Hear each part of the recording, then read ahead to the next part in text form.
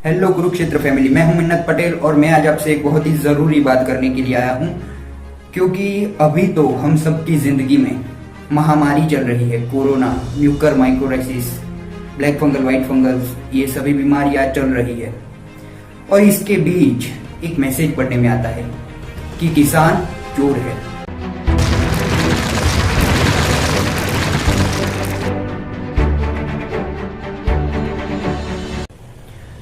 दोस्तों, ये जो मैसेज आ रहा है उसमें ये लिखा गया है कि महामारी के वक्त में किसानों ने लोगों को बहुत लूटा है।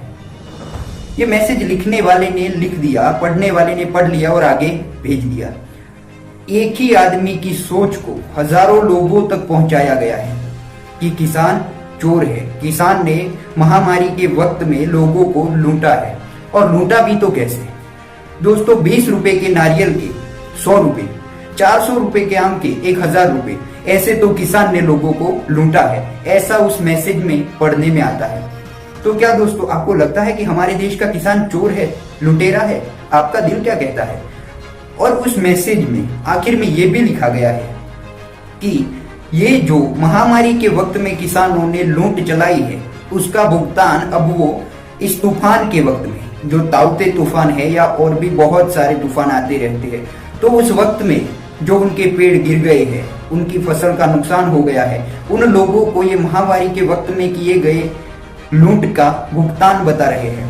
तो क्या दोस्तों, आपको भी ऐसा लगता है कि हमारे देश का किसान चोर है और अभी जो उसके साथ तूफानों में हुआ है, उसका जो नुकसान हुआ है, वो उसका भुगतान है?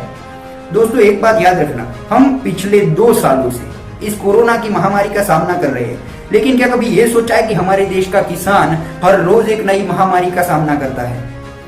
उन्होंने जो फसल उगाई है, उस फसल के लिए जो बीज लाते हैं, वो बहुत ही महंगा होता है।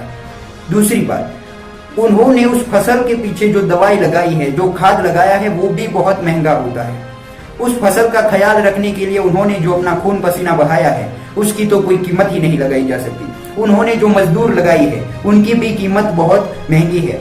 दोस्तों, आपको एक बात सच बोलूं ना, तो अगर किसान फसल बेचता भी है और उसके हाथ में कुछ आता भी है, तो उसके खून पसीने की कीमत तो उसे कभी मिलती ही नहीं है, क्योंकि सारा खर्चा बीज, दवाई, खाद और मजदूरों में ही चला जाता है। और ऊपर से ये कुदरती आपदाएं जो किसान का पीछा करती रहती है हमेशा। तो ये आप जो मैसेज भेज रहे हैं, उससे आप सोच नहीं सकते कि किसान को कितना दर्द होगा।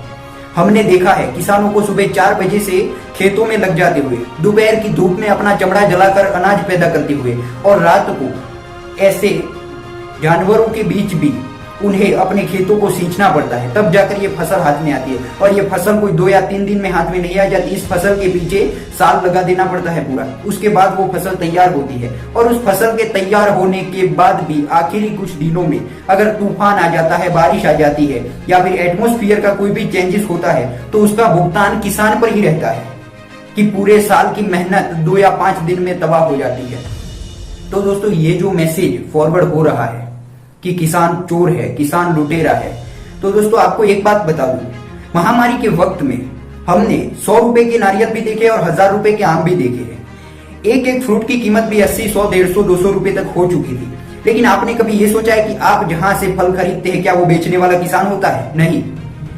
किसान तो महामारी के वक्त में भी उसी दाम में फसल बेचता है, लेकिन जो बीच के लोग होते हैं, जो किसानों को भी लूटते हैं और जनता को भी लूटते हैं, उन लोगों के पास से वो सामान आपके पास तक पहुंचता है। उसी वजह से वो सामान की कीमत दुगना, 4 गुना या 10 गुना तक भी हो जाती है।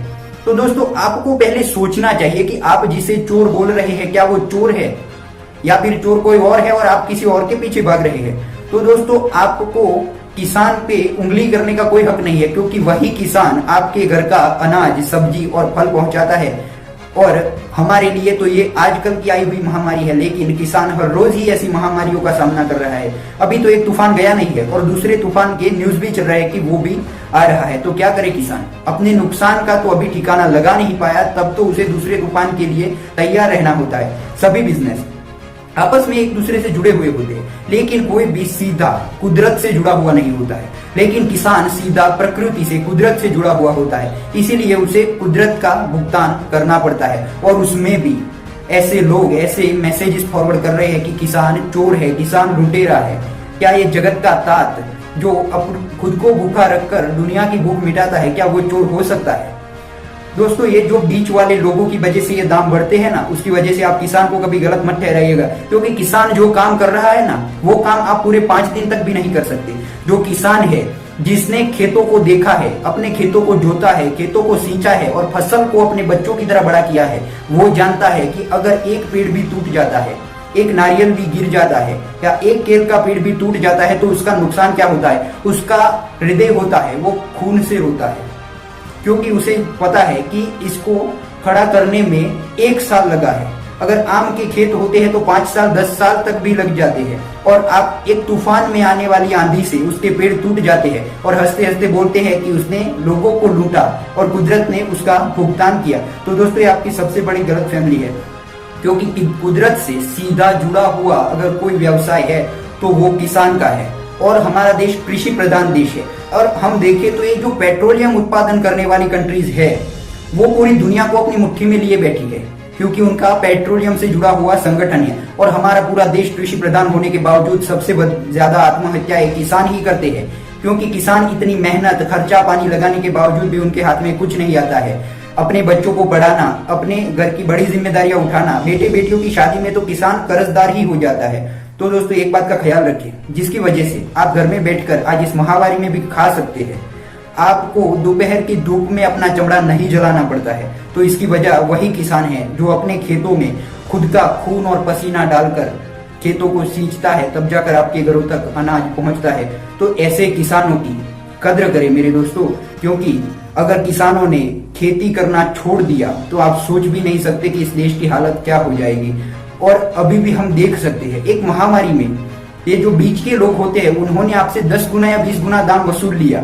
अगर सोचिए खेती कम हो गई तो ये जो लोग हैं, जो बीच में जो किसान से लेते हैं और आपको देते हैं, वो लोग 200 गुना और 500 गुना तक भी भाव बढ़ा सकते हैं। उन्हें इंसानियत की नहीं पड़ी होती है, उन्हें तो बस अपनी तिजोरियां भरनी होती है। तो दोस्तों, हमारे देश के किसान की कद्र करें, और हमारे देश के किसान को अगर हम सपोर्ट नहीं कर सकते तो उनके जख्मों पर नमक भी मत छिड़के।